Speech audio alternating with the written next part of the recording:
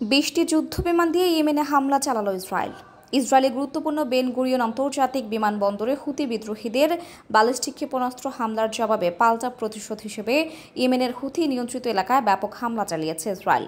সোমবার 5 মে এই হামলার খবর নিশ্চিত করেছে ইসরায়েলি সেনাবাহিনী। আল জাজিরার প্রতিবেদনে বলা হয়, ইসরায়েলি বাহিনী প্রায় 20টি যুদ্ধবিমান ব্যবহার করে হুদেইদা বন্দরে একাধিক দফায় হামলা চালায়। এতে অর্ধশতাধিক বোমা ফেলা হয়, যা মুহূর্তেই ধ্বংস করে দেয় বেশ কয়েকটি স্থাপনা। হামলায় একটি সিমেন্ট কারখানা মারাত্মকভাবে ক্ষতিগ্রস্ত হয় এবং অন্তত 21 জন আহত হওয়ার খবর পাওয়া গেছে। তবে এখন পর্যন্ত কোনো প্রাণহানির তথ্য পাওয়া যায়নি। ধারণা করা হচ্ছে, ইসরায়েলের এই হামলায় হুদেইদা বন্দর ব্যাপকভাবে ক্ষতিগ্রস্ত হয়েছে।